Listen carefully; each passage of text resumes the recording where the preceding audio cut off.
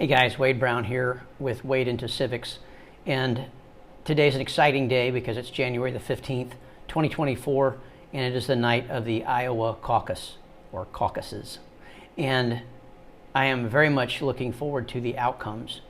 And because it is the day that it is, I want to go on the record myself as a form of stewardship for my own citizenship, and go on the record for Vivek Ramaswamy, who currently has my support as a candidate for U.S. president. I'm going to lay out a few reasons why that is.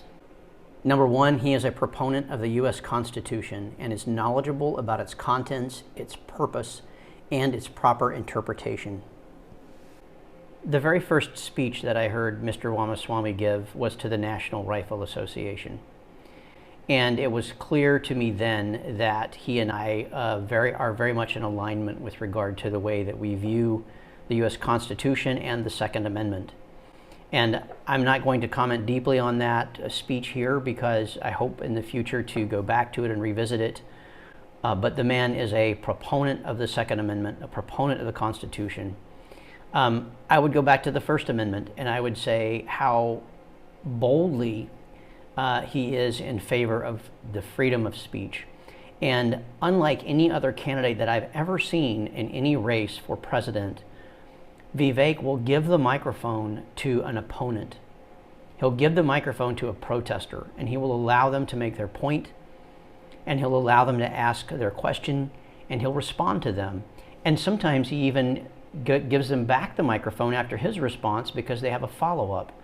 This is unheard of with presidential candidates. It's unheard of, and it's fantastic to watch it play out. So he's an absolute proponent of the First Amendment, the Second Amendment, and the man has obviously studied the U.S. Constitution. When he makes his arguments for quote-unquote anchor babies and how we should not allow people who are born in this country to illegal immigrants to have birthright citizenship, he goes to the Constitution itself and to the text of the Constitution and makes it clear in an argument based upon the Constitution itself that birthright citizenship should not be the way that we do things for illegal immigrants. This is an unbelievable clarity, an unbelievable level of clarity in a candidate for U.S. president. These are just a few of the examples. And on that immigration point, I just want to say before I go on to point number two, that he is himself the child of legal immigrants to the United States. His parents are legal immigrants to the United States. He is a first generation U.S. citizen born to immigrants.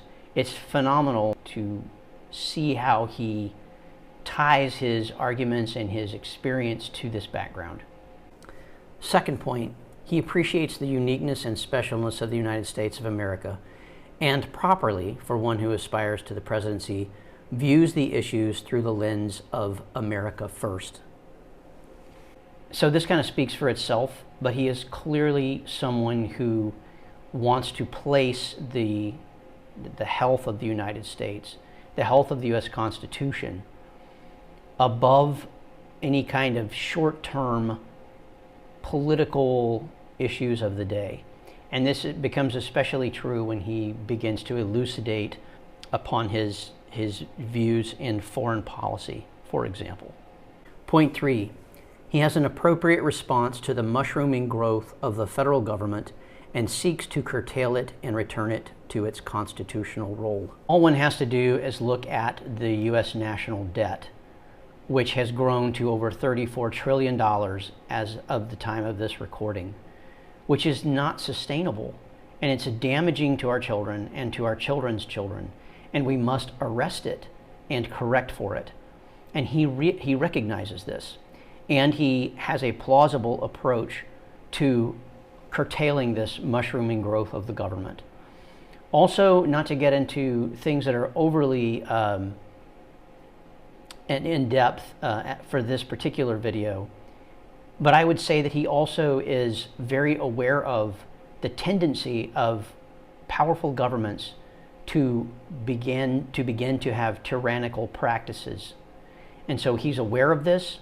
he talks openly about it, and he talks openly about his approach, which is to curtail that power and return the government, the federal government in particular, to its rightful and orderly place in the balance of the various levels of government that we in the United States have in place.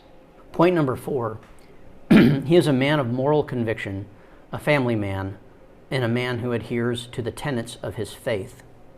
Now, this is clear in the way that he sets an example in this. He sets an example in the way, if you've seen the videos of him holding his children for long periods of time while he talks with an interviewer. It's clear in the way that he praises his wife and his children. It's clear in the way that he is bold but not obnoxious about his faith, where he talks openly about his faith but then says, I'm not running to be your pastor.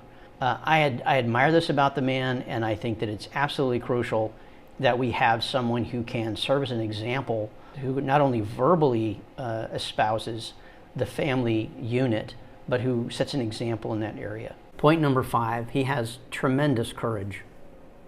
So he displays tremendous courage in the fact that he speaks to his convictions, speaks to his principled beliefs, and is willing to face opposition when he's doing so. Point 6, he is able to carry on conversations even with those adamantly opposed to his viewpoints. How many times have you seen someone who is able to have a face-to-face verbal confrontation with someone without getting excessively emotional, without giving up the power of their intellect, and without backing off of principles or cowering? It is phenomenal to watch this man have discussions with folks. It is so easy. He makes it look so easy that it's easy to take for granted how difficult it is to remain unemotional or to maintain the proper level of emotion.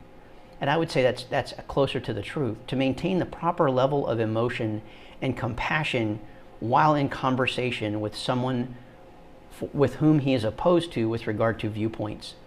It's clear that he has a desire to openly converse about issues, to raise them and to get to the heart of things for the betterment of the people even that he is opposed to on the issues. 7, he is independent and, so far as I can see, separated from corrupting influences. It's hard to really gauge how important this particular aspect of things is. There is so much power in the presidency of the United States and surrounding the presidency that at least you want someone to start with as few corrupting influences as possible. And so far as I can see it, he is in that position. He has funded his own campaign, and follow the money is definitely I would say not a cynical approach, but a common sense approach to figuring out who's actually influencing someone in a given situation. You can tell by the source of the money that is flowing into their accounts. And basically he has, from what I'm able to tell so far in my research, he's been able to start businesses and be successful in business. And that is what has led to his financial success. And if you look at his investment company, Strive, I believe is the name of it. Again, it's principle-based. It's based in principle. And it is such a refreshing thing because I'm older than Vivek by a significant margin. And it's such a refreshing thing to see a man who is strong, who is in his upper 30s, has integrity, and has an intellectual integrity as he approaches these issues. So these are not all of the reasons. I typed them up in the last few minutes, but they're based upon observation of hours of conversations and speeches and videos, and of course watching the debates and so on. I'm actually proud to be able to get on YouTube and support this person, Vivek Ramaswamy, for President of the United States. And I wanted to make sure that I went on record today, January the 15th, before I'm aware of any of the results of the Iowa caucuses, because I truly hope that he wins the caucus, or that he does so well that he becomes unignorable by the media. And I know that in the context of this channel, which is Wade into Civics, that this is taking a point of view. And I think that's healthy. And I would encourage you in your comments to ask me questions, to engage with me, to engage in arguments with me. And we can kind of go back and forth. People can read your comments. I'll refer people to your comments, and we can have a conversation about this. So again, this is Wade Brown with Wade into Civics, going on the record with my support for Vivek Ramaswamy for U.S. President.